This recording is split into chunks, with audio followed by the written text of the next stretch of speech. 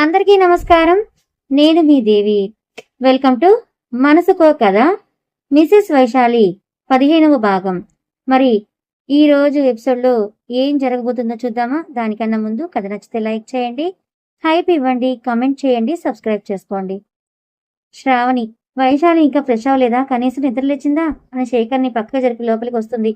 వైశాలి ఇంకా ఇలాగే ఉంటే ఎలా? లేచి ఫ్రెష్ అయ్యి రాకు. శేఖర్, నువ్వు ఈ రూమ్లోకి రాకూడదు. సరే వదినా అని శ్రావణి వాళ్ళ రూమ్లోకి వెళ్ళి ఫ్రెష్ అయ్యి వైట్ షర్ట్ వేసుకొని టక్ చేసి వచ్చి అన్ని పనులు చేస్తుంటాడు. వైశాలి ఫ్రెష్ అయ్యి రాగానే శారీ కట్టి రెడీ చేస్తూ ఉంటారు. ఇంతలో సురేష్ గారు వాళ్ళు రావడంతో శేఖర్ వెళ్ళి వాళ్ళ చేతిలో ఉన్నవి తీసుకుంటాడు. తనయ్, బాబా ఇంకా ఆటోలో ఉన్నాయి, నేను వెళ్ళి తీసుకొస్తాను. వెళ్ళి తీసుకొస్తాడు. కొంతసేపటికి అంతా కలిసి వైశాలిని రెడీ చేసి బయటకు తీసుకొస్తారు. ఇంతలో సురేష్ గారు వాళ్ళు శేఖర్ కలిసి ఆ స్వీట్స్ అన్నిటినీ టేబుల్ మీద సర్దుతారు. కార్యక్రమం జరుగుతుంటే నవ్వుతూ చూస్తూ ఉంటుంది. ఇంతలో చేతులకు గాజులు వేయాలగానే అందరూ వచ్చి వేస్తూ ఉంటారు. శేఖర్ని అక్షింతలు వేయమనగానే వచ్చి చూసి నవ్వుతూ వేస్తాడు. గోవింద్ ఏమో ఆ సీన్ని క్లిక్ అనిపిస్తాడు. కొద్దిసేపటికి అత్తింటి సారిగా సీతారాం గారు వాళ్ళు స్వీట్స్ పెడతారు. వైశాలికి శారీ మార్చి తీసుకొని వస్తారు. అలా అలా కార్యక్రమం లాస్ట్లో అందరూ కూడా బట్టలు పెడుతూ ఉంటే శేఖర్, గోవింద్, వంశీ కలిసి భోజనాలకు ఏర్పాట్లు చేస్తారు. అందరూ భోజనాలు చేసి వెళ్ళిపోతుంటారు. చివర్లో శేఖర్, వైశాలి, శ్రావణి, గోవింద్, భారతి, వంశీ, తనయ్ కూర్చొని భోజనం చేస్తూ ఉంటారు. ఇంతలో సురేష్ గారు వచ్చి వైశాలి తొందరగా తిను, మళ్ళీ పొద్దుగూగితే శుక్రవారం తీసుకెళ్ళకూడదు అనగానే సరే అని తలుపి శేఖర్ వైపే చూస్తుంది.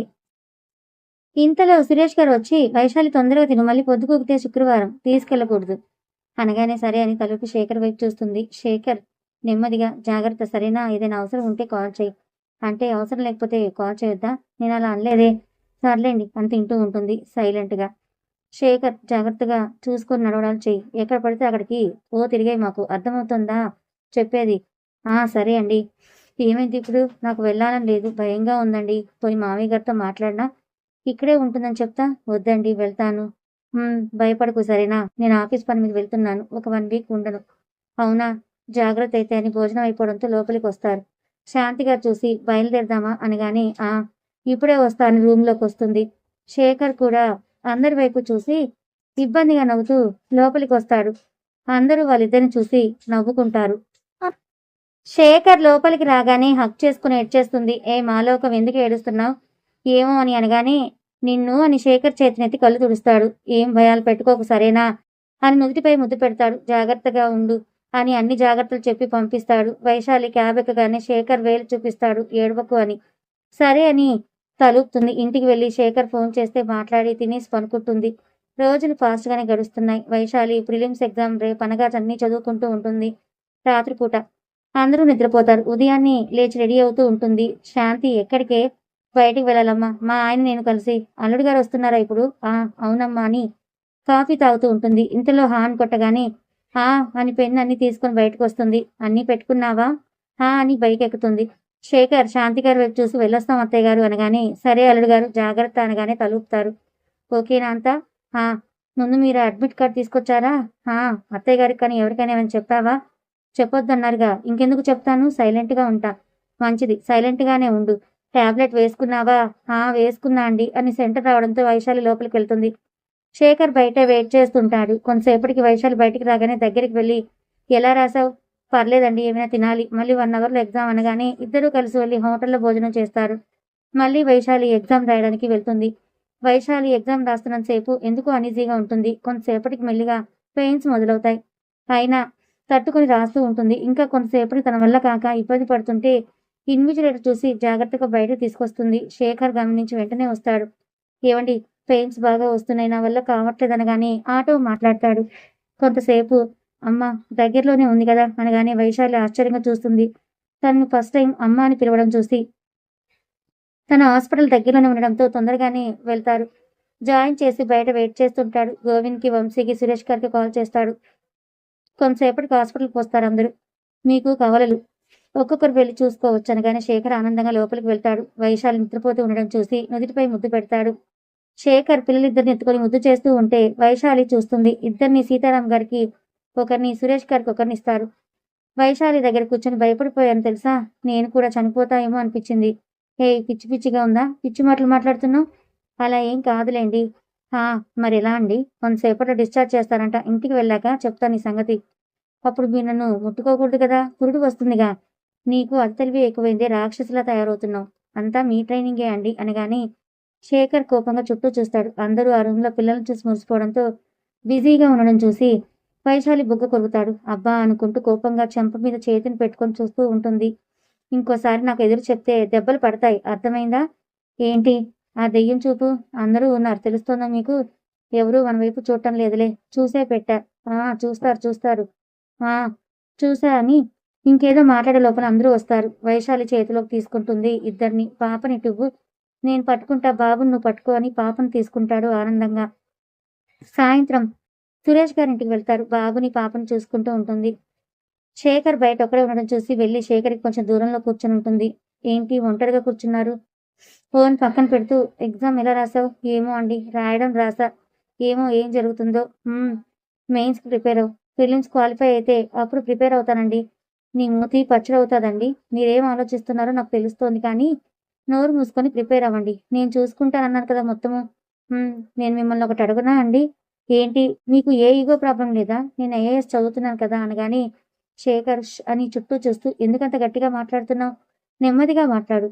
పిల్లల్ని వదిలేసి వచ్చా ఆగండి అని లోపలికి వెళ్తుంది. శేఖర్ కూడా చూసి రూమ్‌లోకి వెళ్లి డోర్ క్లోజ్ చేస్తాడు. అమ్మ వాళ్ళు రేపు మార్నింగ్ వెళ్ళిపోతారు. నేను ఇక్కడే ఉంటా కానీ ఆఫీస్‌కి పోవాలి. నీ బైక్ ఎక్కడుంది? ఇంట్లోనే ఉంది. మరెలా వెళ్తారు? రమ్య వాళ్ళ ఇల్లు పక్కనే గదా! తనొస్తుంది అని నవ్వు ఆపుకుంటూ అంటాడు. శేఖర్ వైపు కోపంగా చూసి ఏం ఆటో వాడు ఏమైనా మీరెక్కితే తీసుకువెళ్ళను అన్నాడా? అని పాప క్లాత్ మారుస్తూ ఉంటుంది. అదేం కాదు వైశాలి. ఎందుకు మనీ వేస్ట్? రమ్య అయితే మధ్యలో ఐస్ క్రీమ్ కూడా కొనిపెడుతుంది తెలుసా?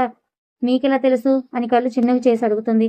అంటే ఆ మధ్య ఒకసారి వెళ్ళానులే. పాపం చాలా బాగా చూసుకుంటుంది అని కోపంగా అంటుంది వైశాలి. శేఖర్‌కి అర్థమై వైశాలి కోపాన్ని చూసి నవ్వుకుంటూ ఉంటాడు. వైశాలి టవల్ ఎక్కడ ఉంటుంది? నా నెత్తి మీద ఉంటుంది. తీసుకోండని ఇద్దరిని సరిగ్గా పడుకోబెట్టి బయటకొస్తుంది.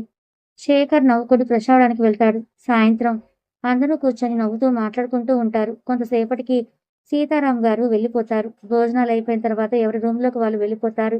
వైశాలి కోపంగా పడుకొని శేఖర్‌ని చూస్తూ ఉంటే శేఖర్ సోఫాలో ఫోన్ చూసుకుంటూ వైశాలిని గమనించి నవ్వుకుంటూ ఉంటాడు. సాయంత్రం అందరూ కూర్చొని నవ్వుతూ మాట్లాడుకుంటూ ఉంటారు. కొంతసేపటికి సీతారాం గారు వెళ్ళిపోతారు. భోజనాలు అయిపోయిన తర్వాత ఎవరి రూమ్‌లోకి వాళ్ళు వెళ్ళిపోతారు. వైశాలి కోపంగా పడుకొని శేఖర్‌ని చూస్తూ ఉంటే శేఖర్ సోఫాలో ఫోన్ చూసుకుంటూ వైశాలిని గమనించి నవ్వుకుంటూ ఉంటాడు. మాలోకం ఎందుకే అలా చూస్తున్నావు? మీరు రేపు నిజంగానే రమ్యతో వెళ్తారా? వెళ్ళమంటావా చెప్పు. వెళ్ళండి. అప్పుడు చెప్తా మీ పని. ఏం చెప్తావే? అని తల కింద చేతిని పెట్టుకొని వన్ సైడ్ పడుకొని వైశాలి వైపే సీరియస్‌గా చూస్తాడు. ఏం చెప్పాలో అదే చెప్తా అండి. వార్నింగ్‌లు ఇస్తున్నావేంటే ఈ మధ్య? తాట ఊడిపోతుంది చెప్తున్నా. ఆహా! మరి మీరనొచ్చా? ఆ రమ్యతో వెళ్తానని. అది అంటే నాకిష్టం లేదని తెలుసు కూడా. సర్లే ఏదో తమాషాకి నిన్నేడిపిద్దామని అన్నాను. నిజంగానే ఏడుస్తున్నావు? తమాషానా? బ్రతికిపోయారు. అబ్బా! భయమేస్తోంది మరి. అనండి. రేపు ఇంట్లోకొచ్చి అన్నిటికీ సమాధానం చెప్తా. అవునా? సరే మేడం. మేము వెయిట్ చేస్తూ ఉంటాం. ఏం చెప్తారు? అరే గుడ్డి నాన్నలు, ఈ విషయం రేపు మీ అమ్మకు గుర్తు చేయండిరా. ఓకేనా? అనగానే చేతులు ఆడిస్తారు ఇద్దరు ఒకేసారి. వైశాలి ఆశ్చర్యంగా చూస్తుంటే శేఖర్ నవ్వుతాడు. వైశాలి మూతి తిప్పుతుంది. అలా రోజులు గడుస్తుండగా వైశాలికి పురిటి స్నానం చేయిస్తారు. వైశాలి లోపలికి రాగానే శేఖర్ తీసుకొని నుదుటిపై ముద్దు పెట్టుకుంటాడు ఇద్దరిని. మిగిలిన అందరూ కూడా ఆడిస్తూ ఉంటారు. తర్వాత వైశాలి పిల్లల్ని తీసుకుని రూమ్‌లోకి వెళ్ళి బుక్స్ తీయబోతుండగా శేఖర్ లోపలికి వస్తాడు. అది అలా బుద్ధిగా చదువుకో, ముద్దొస్తావు. వైశాలి కోపంగా చూసి పిల్లలిద్దరిని సరిగ్గా పడుకోబెట్టి మంచం దిగుతుంది. శేఖర్ దగ్గరికి వెళ్ళి అక్కడ ఏదో ఉందండి మీ బుగ్గ మీద. ఏంటిదని తుడుచుకుంటుంటే వైశాలి కొంచెం కాలెత్తి బుగ్గని కొరుకుతుంది. శేఖర్ చూసి రాక్షసిలా కొరుకుతావే అని బుగ్గ తుడుచుకుంటూ ఉంటాడు. శేఖర్ కాలర్ పట్టుకొని దగ్గరికి లాక్కొని ఏది మళ్ళీ చెప్పండి ఆ రమ్య స్కూటీ అనేదో అంటున్నారు. అవ్వా అని నోటి మీద కొట్టుకుంటూ ఏంటే ఇది? నేను నీ భర్తని. ఏంటి కాలర్ పట్టుకోవడం? చేతి వదులు. వదలను. చెప్పండి అని కళ్ళు పెద్దవి చేసి అడుగుతుంది. సరే వదలకు అని దగ్గరికి లాక్కుంటాడు నడుం చుట్టూ చేతులు వేసి. ఇలా బాగుంది కదా! ఇంకోసారి ఆ రమ్య పేరు మన మధ్యలోకి తీసుకొచ్చారో తీసుకొస్తే ఏం చేస్తావు మాలోకం? దాన్ని ఇంటికెళ్ళి కొడతా దానిని. వామ్మో! మా వైశాలికి ఇంత ధైర్యం వచ్చేసింది ఎక్కడి నుంచి ఏంటి? అని బుగ్గ మీద ముద్దు పెడతాడు. నీ దగ్గర నుంచే అని శేఖర్ ముక్కు లాగుతుంది. బొంబాయి మాటలు వద్దు కానీ పర్లేదు. ఇలా నువ్వు కాలర్ పట్టుకుని అడగడం ఎందుకో బాగుంటుందని నవ్వగానే వైశాలి కూడా నవ్వేస్తుంది. రోజులు గడుస్తున్నాయి. పిల్లలకి నామకరణం చేయడానికి ముహూర్తం పెట్టుకుంటారు. సీతారాం ఇంతకేం పేరు అనుకున్నారు? అది నాన్న అని వైశాలి వైపు చూసి, ఆకాష్ ఆనంది. ఎలా ఉందన్నా? ఎవరిది సెలెక్షన్? నాదే. వైశాలి ఏదో చెప్పింది, ఏం నచ్చలేదు, అందుకే ఈ నేమ్స్ ఆలోచించా. మహాలక్ష్మి, సూర్య, సాత్విక. సరేనా? మేమైతే ఇవే అనుకున్నాం. ఇక మీ ఇష్టం అనగానే శేఖర్ వైశాలి వైపు చూడగానే శేఖర్ ఎక్స్ప్రెషన్ చూసి నవ్వుతూ తలుపుతుంది. అమ్మా ఓకే ఇవే పెడతామని ఈ లోపల ఫోన్ రావడంతో మాట్లాడుతూ బయటకు వెళ్తాడు. ఉదయాన్నే చుట్టాలందరూ వస్తారు. అంతా కోలాహలంగా ఉంటుంది. శేఖర్ వైశాలి కలిసి పేరు పెట్టి అందరితో మాట్లాడుతూ ఉండగా ఆనందంగా ఉంటారు. సాయంత్రం ఉయ్యాల్లో వేసి పిల్లల్ని ఆడిస్తారు. ఫంక్షన్ అయిపోగానే ఎవరింటికి వాళ్ళు వెళ్ళిపోతారు. వైశాలి అలసిపోయి నిద్రపోవడానికి బెడ్ మీద వాలగానే శేఖర్ కూడా వాలి, ఏంటి మేడం గారు పడుకుంటున్నారు, లేచి చదవండి, సివిల్స్ మెయిన్ ఎగ్జామ్ ఇంకా 2 వారాల్లోనే ఉంది. అబ్బా చదువుతానండి, నడుము నొప్పిగా ఉంటే పడుకున్నా, మరీ ఇలా తయారయ్యేంటి? ఎలా తయారయ్యాని అని వైశాలిని తన మీదకి లాక్కుంటాడు శేఖర్. అబ్బా ఏంటండి, అక్కడ డోర్ ఓపెన్ చేసే ఉంది, కనబడుతుందా? అయితే ఏంటి? సరే గాని ఏమైంది? 2 రోజుల నుంచి చూస్తున్నా కొంచెం డల్గా కనపడుతున్నా. నేనా? నేనెందుకు డల్గా ఉంటా అని మాట మార్చడానికి ప్రయత్నిస్తూ, అవునండి మా నాన్న మీతో మాట్లాడారు మధ్యాహ్నం. ఏంటండి అది? మర్చిపోయా, భలే గుర్తు చేసావులే, నీతో మాట్లాడాలి అని డోర్ క్లోజ్ చేసి వస్తాడు వైశాలి. ఇప్పుడు నేను ఏం గుర్తు చేశా? ఆయన ఫేస్ ఇలా అయిపోయింది. నాన్న ఏం మాట్లాడారో, ఇప్పుడు ఈయన ఏమంటారో అని మనసులో అనుకుంటూ ఉంటుంది. ఏమైందండి అని అమాయకంగా ఫేస్ పెట్టి అడుగుతుంది. నువ్వు మీ నాన్న చెప్పిన ఏ విషయమైనా నా దగ్గర దాచావా? నేనేం దాస్తానండి? మళ్ళీ అడుగుతున్నా అనగానే లేదన్నట్టు తగులుతుంది. మామయ్య గారు వాళ్ళు నీకు నామకరణం అక్కడ పెట్టుకుందామని చెప్పారా లేదా? ఓహో అదా, నేను ఇంకేదో అనుకున్నా. చెప్పారండి. ఇంకేదో అంటే ఇంకేం తెచ్చావు నా దగ్గర? అయ్యో నేనేం దాచలేదండి. సరే మరి చెప్పినప్పుడు నాకు చెప్పాలని తెలియదా? అసలు ఏమనుకుంటున్నావు? సారీ అండి, అంటే మామయ్య గారు వాళ్ళు ఇక్కడ చేద్దాం అనుకున్నారు కదా, మళ్ళీ అక్కడ చేద్దామని నాన్న అంటే ఏమైనా గొడవలు అవుతాయేమో అని చెప్పలేదు. అనేసుకో, మళ్ళీ నువ్వే అనేసుకో అన్నీ. అలా కాదండి. ఏంటి కాదండి? ఒక్క మాట నన్ను అడిగే పనే లేదా? అంటే అడగాలనుకున్నాను కానీ మళ్ళీ ఈ వెధవకి చెప్పడం ఎందుకులే అనుకున్నావా అని గట్టిగా అంటాడు. అయ్యో నేనెందుకు అలా అనుకుంటానండి అని కళ్ళల్లో నీళ్లు తిరుగుతాయి. నీకు ఏడవకని ఒకసారి చెప్తే అర్థం కాదా? ఆపుతావా లేదా? కళ్ళు తుడుచుకోవనగానే తుడుచుకుంటుంది. నీ ఉద్దేశం ఏమైనా కానీ నాకు చెప్పాలా లేదా? నన్ను అడిగితేనే కదా నువ్వేమనుకుంటున్నావు తెలిసేది. చెప్పు అని కళ్ళు తుడుస్తాడు. కానీ అండి అది మళ్ళీ మీకు చెప్పి మీరు టెన్షన్ పడేలా చేయడం ఎందుకని? టెన్షన్ దేనికి చెప్పు? అమ్మ వాళ్ళతో నేను మాట్లాడేవాడిని, లేకపోతే మామయ్య గారికి నేనే చెప్పేవాడిని. ఇంకోసారి నాకు చెప్పకుండా ఎలాంటి డెసిషన్స్ తీసుకోకు, అర్థమైందా? భార్యాభర్తలు అనేది అందుకే ఒకరి మీ ఆలోచనని ఇంకొకరికి పంచుకొని కరెక్టా కాదా అని ఆలోచించి సరైన నిర్ణయం తీసుకుంటారు. సపోర్ట్గా ఉంటారు. నేను నీకు సపోర్ట్గా ఉండనా? ఉన్నారు కాబట్టే కదా నేను సివిల్స్ రాస్తున్నా కదా. మరి ఇంకెప్పుడు ఇలా చెయ్యకు, ఆలోచించకు సరేనా? సరే అండి అని సూర్యని సాత్వికని తీసుకొని ఆడిస్తూ ఉంటారు. ఇంతలో శేఖర్ టీవీ ఆన్ చేస్తాడు. ప్రిలిమ్స్ రిజల్ట్స్ వచ్చాయని న్యూస్ చూసి వెంటనే ల్యాపీ ఓపెన్ చేసి వైశాలికి చెక్ చేస్తాడు. క్వాలిఫై అవడంతో శేఖర్ నవ్వుతూ వైశాలి బుగ్గ మీద ముద్దు పెడతాడు గట్టిగా. ఏ వైషు సక్సెస్ రా అని సైడ్ నుంచి హక్ చేసుకుంటాడు గట్టిగా. వైశాలి నవ్వుతూ శేఖర్ సంతోషాన్ని చూస్తూ ఉంటుంది. ఇద్దరిని తీసుకుని, ఓయ్ ఇంకా మీ అమ్మ త్వరలో మెయిన్స్ రాసి సెలెక్ట్ అయ్యి కలెక్టర్ అవుతుంది అని ఇద్దరికి నుదుటిపై ముద్దు పెట్టి ఊయల్లో పడుకోబెడుతుంటే ఇద్దరు ఒకేసారి చేతులు ఆడిస్తూ నవ్వుతారు. వైశాలి ఏం మాట్లాడకుండా సైలెంట్గా ఉండేసరికి ఏదో ఆలోచిస్తూ, ఓయ్ మేడం, ఆలోచనల తర్వాత ఇంక కూర్చొని సీరియస్గా చదవండి. మెయిన్స్ పాస్ అయితే ఇంట్లో చెప్దాం, ఓకేనా? ఏం ఆలోచిస్తున్నావు? ఏం లేదండని తలూపి చదువుకుంటూ ఉంటుంది వైశాలి. రోజులు స్పీడ్గా గడుస్తున్నాయి. సూర్య సాత్వికాలకి అన్నప్రశ్న కూడా అవుతుంది. వైశాలి మెయిన్స్ ఎగ్జామ్ రాసి రిజల్ట్స్ కోసం వెయిట్ చేస్తూ ఉంటుంది. ఎవరో డోర్ కొడుతూ ఉండడంతో శ్రావణి వెళ్ళి డోర్ ఓపెన్ చేస్తుంది. ఎవరు కావాలి? వైశాలి. ఓహో రండి లోపలికని కూర్చోపెట్టి వైశాలి నీకోసం ఎవరో వచ్చారనగానే బయటకు వచ్చి చూస్తుంది. ఎదురుగా రామ్ ఉండేసరికి పట్టరాని కోపంతో ముందుకొచ్చి తన చేతిలో ఉన్న పెళ్లి కార్డు చూసి ఆగిపోతుంది. హాయ్ వైశాలి, నీకు ట్విన్స్ అని విన్నాను, నిజమేనా? అవును. వైశాలి నవ్వుతూ, ఏంటిలా వచ్చావు? ఈ నెల 26న నా మ్యారేజ్, నువ్వు తప్పకుండా రావాలి. అలాగే మీ హస్బెండ్ శేఖర్ గారిని కూడా తీసుకునిరా. మీ ఫ్యామిలీ మొత్తం రావాలి ఖచ్చితంగా అంటాడు రామ్. అవునా, ఎవరా అమ్మాయి? ఏమో ఎవరికి తెలుసు? అదేంటని పెళ్లి కార్డు ఓపెన్ చేస్తూ అంటుంది. నాది కూడా అరేంజ్డ్ మ్యారేజే. ఆ అమ్మాయి ఎలా ఉంటుంది ఏంటని ఆలోచించలా, చూడలేదు. తను నా లైఫ్లోకి రాగానే ఎంత హ్యాపీగా చూసుకోవాలని మాత్రమే ఆలోచించా. అచ్చం మీ జంటలాగా నన్ను అర్థం చేసుకుంటుంది అని. రామ్, నీకు ఒకటి చెప్పనా? ఎప్పుడూ కూడా ఎదుటి వాళ్ళు మనల్ని అర్థం చేసుకుంటే బాగుండని ఆలోచించకు. ఎందుకంటే ఒకవేళ వాళ్ళు అర్థం చేసుకోకపోతే నువ్వు బాధపడతావు. అంతేకాక ఆ బాధలోనే నీ లైఫ్‌లో ఉన్న వాళ్ళని బాధ పెడతావు. నువ్వు అర్థం చేసుకో. నీ ప్రేమ చూసి తనే నిన్ను అర్థం చేసుకుంటుందని డోర్ వైపు చూడగానే శేఖర్ చేతులు కట్టుకొని కళ్ళెగరేస్తూ వినడం చూసి నవ్వుతుంది. రామ్ చూసి హాయ్ అండి. హాయ్ రామ్. ఏంటి మీ ఫ్రెండ్ ఉపదేశాలు చేస్తోందా? సలహాలు? ఆ! ఎక్స్‌పీరియన్స్ కదా ఎంతైనా చెప్తుందిలేండని కళ్ళెగరేస్తూ అంటాడు రామ్. అరే నువ్వయిపోతావనగానే శేఖర్ ఆశ్చర్యంగా వైశాలి పక్కకొచ్చి అవునా? ఏమవుతాడో చెప్పు. పెళ్ళికొడుకు అవుతున్నాడుగా అండి అనగానే శేఖర్ నెత్తి మీద ఒకటిచ్చి కూర్చోరా జ్యూస్ కానీ ఏమనిచ్చావా? నో అలాంటివేం వద్దు. కుదరదు అని లోపలికి వెళ్ళి తీసుకొచ్చిస్తుంది వైశాలి. శ్రావణికి కొంచెం కొంచెం అర్థమై నవ్వుకుంటూ లోపలికి వెళ్తుంది. సరేనండి. అందరూ తప్పకుండా రావాలి. ఇంకా చాలా మందిని పిలవాలి. వెళ్ళొస్తాం. ఆ! తప్పకుండా వస్తాం. జాగ్రత్త అనగానే రామ్ వెళ్ళిపోతాడు. దివాన్ మీద కూర్చొని ఏంటి ఇల్లింత సైలెంట్‌గా ఉంది. ఎవరూ లేరా? మామయ్య గారు, అత్తయ్య గారు, బామ్మగారు కలిసి యాదాద్రి వెళ్లారు. బావగారు, అక్కలు లోపలున్నారు. ఓహో!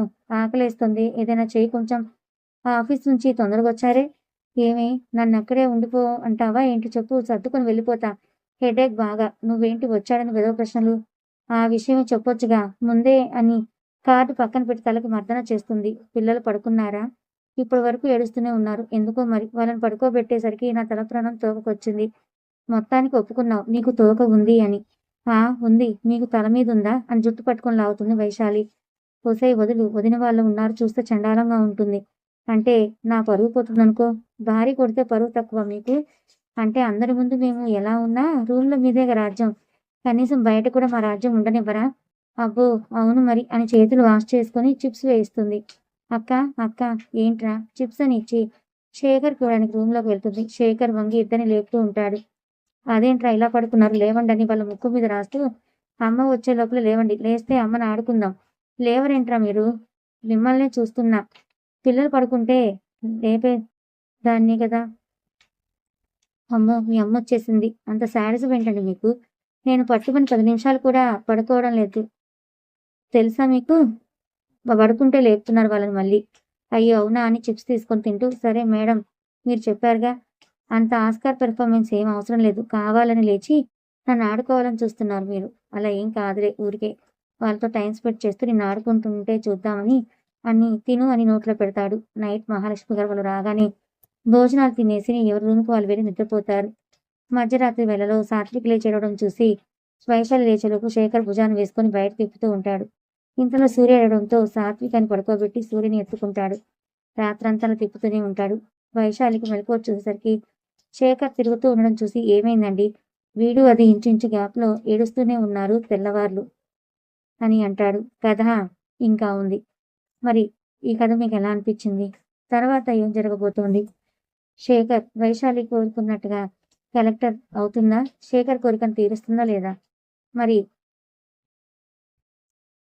తర్వాత ఏం జరగబోతుందో తెలుసుకోవాలనుకుంటే రాబోయే చివరి భాగం వరకు వెయిట్ చేయండి. కథ నచ్చితే లైక్ చేయండి. Thank you so much.